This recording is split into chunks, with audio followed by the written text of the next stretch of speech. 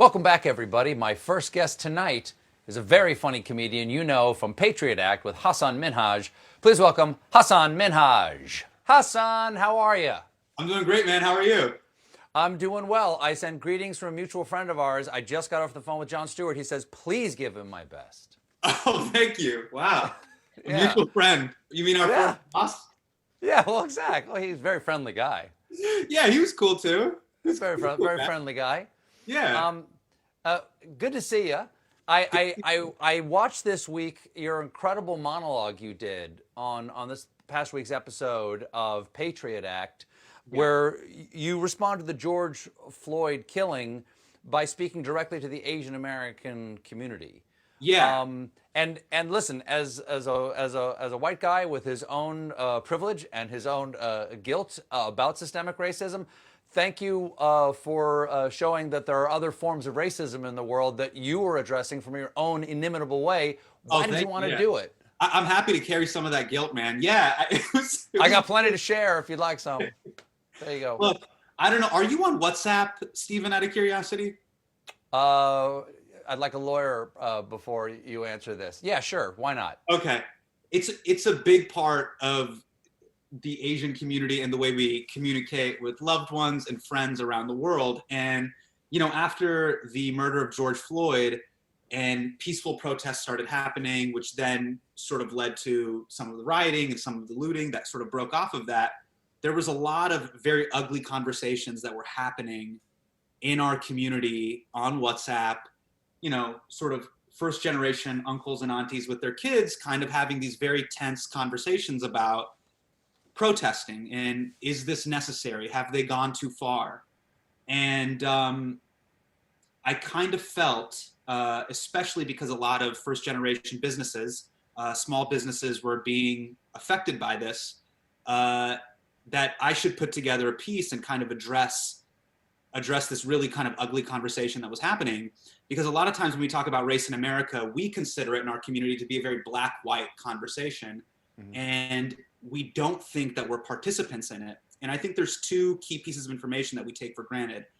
Number one, the legislation that was passed in 1964 and 1965, the Immigration Act that was passed in 65, we are beneficiaries of that. That's the reason why my dad was able to come here in 1982.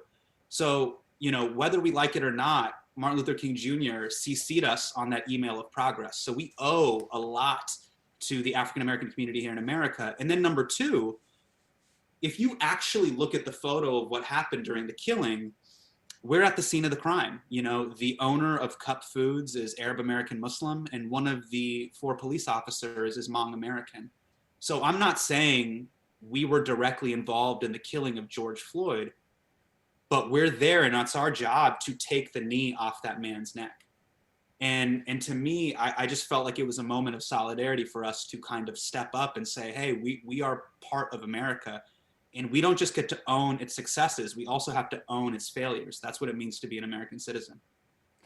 Uh, it has been received very well online. It's got more than 4 million views just on YouTube. Yeah. Have you gotten any reactions from your friends and relatives? Yeah, a lot of people have been saying, around the world, just, hey, can you translate this, please? And can you not use the F word so much? Look what America's done to you. Yeah, Look what America's done to you, Hasan. I know, man. I know. Now, you did an episode in the fall of 2019 in September Yes. on Patriot Act that was all about our broken policing system in the Yes. United States. Yes. What did you learn? I mean, that is certainly a subject that's been going on for a long time, but you dedicated the entire episode to it. What did you learn doing that you didn't know before? Well, going into it, it still was this kind of divisive third rail issue. And it's not like now where a lot of people, not only in the writer's room, but just kind of editorially were like, no, now's the time to talk about it. But to me, the big thing that I found to be most shocking that I wanted to approach the whole episode about was to talk about qualified immunity.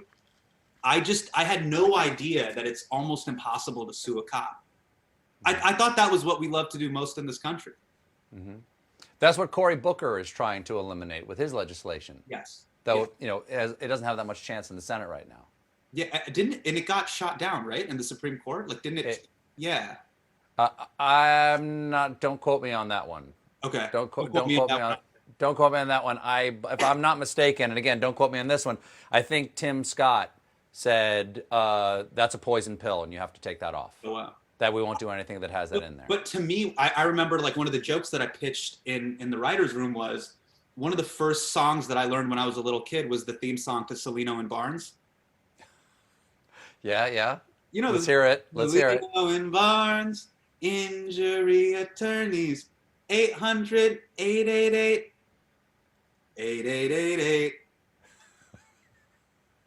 It was on TV all the time, Stephen. Like I thought, I was like, yeah, we love suing each other. We all get to sue everybody. Exactly. Yeah, but we can't sue cops. So yeah, like understanding qualified immunity and police unions and warrior training, that was something it was really shocking to sort of see. And we wanted to analyze it that way is why is it, even in the wake of the death of, say, Eric Garner, why is it so hard to, once you've charged police officers, to then prosecute bad police officers and have them serve time in prison? Yes, that seems like a pretty simple argument to make, because what often gets thrown back is like, well, what about the people who've done these violence against the police? Oh, those people will stand trial. Oh yeah, for sure. That and they is. will get prosecuted. Yes. And they will serve Yes. time in prison. It's about equal justice. Yeah. Including anyone who commits a crime has to face the consequences. That's where the anger comes from. Aside from the violence and the oppression and the brutality, it actually comes from that there are no consequences for it. And this is the whole thing that I don't like about people who kind of hog the conversation, the whataboutism, and you've dealt with that for a long time when you kind of have had politicians on the other side of the aisle. But what about this? Or like Black Lives Matter. Well, all lives matter. It's like, why are you making this about you? Like at any point, I remember my wedding day. If I'm like, hey, today's my wedding day, and they're like, well, what about my wedding day? And it's like, well, it's not your wedding today. This is the worst wedding I've ever been to. Yeah. We're not throwing rice. Okay. Okay, you're a stand-up, and you typically have a live audience Yes. for Patriot Act. Yeah. How many shows have you done now without a live audience? Do you know? We've done 7. How's that feel? And we built the green screen studio. It's in our living room, and Prashant, our showrunner and creator of the show, lives in the basement. He lives at your house? He's downstairs right now. That sounds if I stomp, awful. he comes Literally, it's one Yeah. thing. Like, I have cameras in my house, and my wife is my entire crew right now. Yeah. But literally, your showrunner is in your basement? Yeah, I thought John Batiste lives upstairs. He doesn't? Next door.